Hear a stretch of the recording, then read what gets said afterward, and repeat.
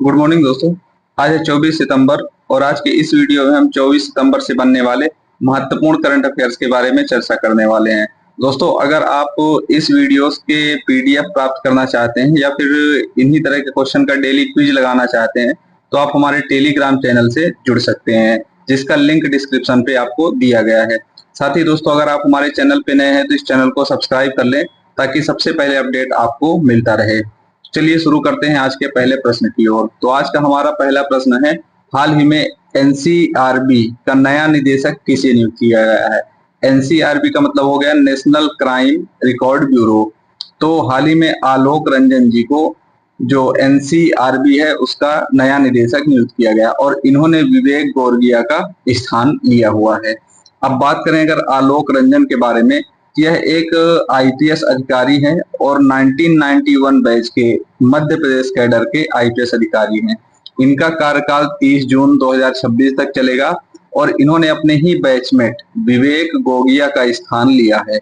इसके साथ ही दोस्तों वही आईपीएस अधिकारी जो अमित गर्ग हैं, इनको भी हैदराबाद के एक पुलिस अकादमी सरदार वल्लभ भाई पटेल पुलिस अकादमी का प्रमुख नियुक्त किया गया है। अब चूंकि बात है एनसीआरबी की, तो इसका जो फॉर्मेशन हुआ तो 11 मार्च 1986 को हुआ था और इसके डायरेक्टर आलोक रंजन हैं।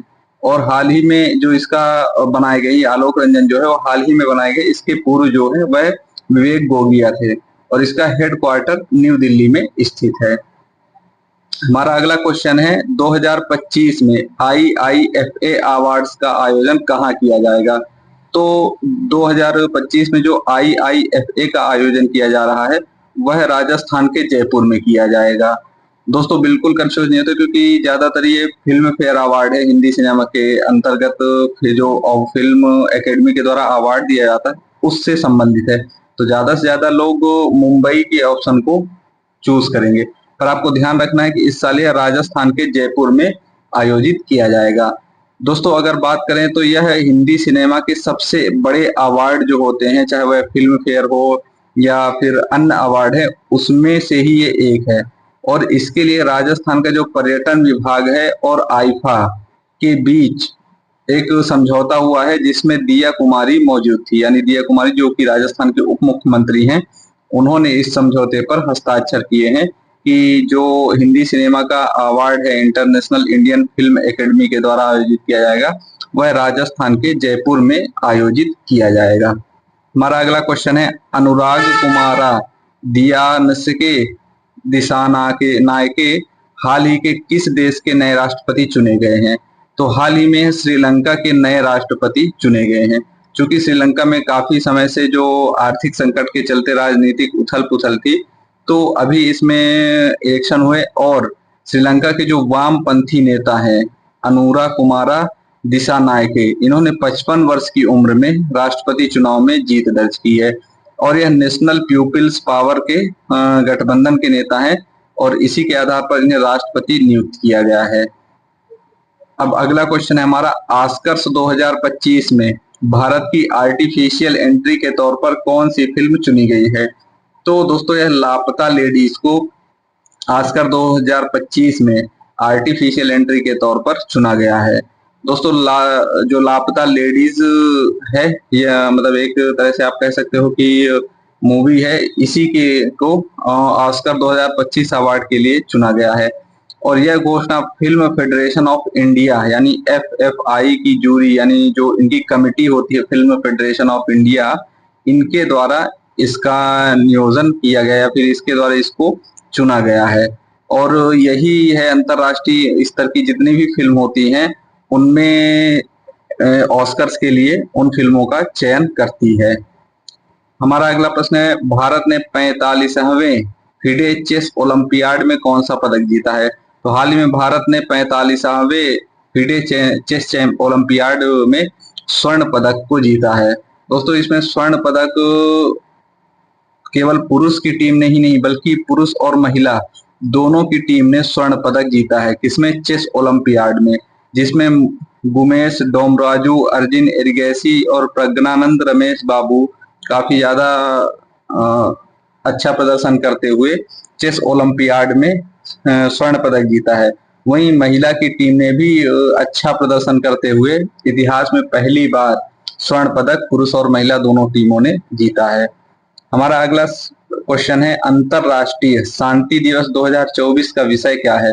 तो अंतरराष्ट्रीय 2024 का जो विषय है वह है शांति की संस्कृति को बढ़ावा दें। 21 सितंबर को हाल ही में अंतरराष्ट्रीय शांति दिवस मनाया गया था और इसे मनाने का जो मुख्य उद्देश्य है कि मानव के बीच में शांति संस्कृति को बढ़ावा देना और दुनिया भर में जो शत्रुता फैली है उसे समाप्त करना या फिर उसे रोकना। समाप्त करना तो मुश्किल है पर उसे रोकने की कोशिश की जा सकती है। और इसी का जो विषय या थीम है वह शांति की संस्कृति को बढ़ावा देना है और इसे 1981 से संयुक्त राष्ट्र महासभा के द्वारा मनाया जा रहा था। कब मनाया जा रहा था? सितंबर माह के तीसरे मंगलवार को। किंतु सन 2001 में इसमें चेंजेस किया गया और 21 सितंबर को इसे मनाया जाने लगा। हमारा अगला क्वेश्चन है, हाल ही में समाचारों में रही इंस्पायर मनक योजना किस संगठन के द्वारा क्रियान्वित की गई है? तो इसे जो इंस्पायर मनक योजना है इसे जो ऑर्गेनाइज किया गया या फिर वो किया गया तो यह विज्ञान और प्रौद्योगिकी विभाग यानी DST के द्वारा आयोजित किया गया है। दोस्तों अगर बात करें विज्ञान और प्रौद्योगिकी विभाग के बारे में तो ये जो स्कूल के नवीन छात्र यानी बेसिकली जिन जो 6 से 10 तक या 10 से 15 आयु के बच्चे हैं उनमें नवाचार संबंधी यानी जो इनोवेशन विचारों को बढ़ावा देने के लिए आयोजित किया जाता है और इस कार्यक्रम को DST और नेशनल इनोवेशन फाउंडेशन के द्वारा भारत में आयोजन या भारत के द्वारा क्रियान्वित किया जाता है और यह 11वीं राष्ट्रीय स्तर लेवल की प्रदर्शनी और परियोजना प्रतियोगिता है जिसका आयोजन नई दिल्ली में किया गया है। हमारा अगला क्वेश्चन है, हाल ही में किस संगठन ने अभ्यास एकिया 2024 का आयोजन किया है? तो दोस्तों हाल ही में NDMA यानी राष्ट्रीय आपदा प्रबंधन विकास प्राधिकरण ने अभ्यास आइकिया 2024 का आयोजन किया गया है। यह NDMA और भारतीय सेना का जो दक्षिणी कमान है यानी भारतीय सेना की जो दक्षिणी कमान है बेसिकली तमिलनाडु, केरल, कर्नाटक, आंध्र प्रदेश, तेलंगाना और पुदुचेरी, तो इनके द्वारा 2 दिवसीय एक राष्ट्रीय संगोष्ठी अभ्यास एकिया का आयोजन किया गया है और तमिल की भाषा में अगर एकिया की बात करें तो इसका अर्थ एकता होता है यानी जो आपदा प्रबंधन के समुदाय के लोग हैं उन्हें एकजुट करना और विश्व में जो आपदाएं हैं उनसे जल्दी निपटने के लिए उन्हें सामूहिक रूप से एकत्र करना इसका मुख्य उद्देश्य रहा है। दोस्तों आज के लिए इतना ही, मिलेंगे कल नेक्स्ट वीडियो में, तब तक के लिए धन्यवाद और अगर आप चैनल पे नए हो तो चैनल को सब्सक्राइब जरूर कर लें।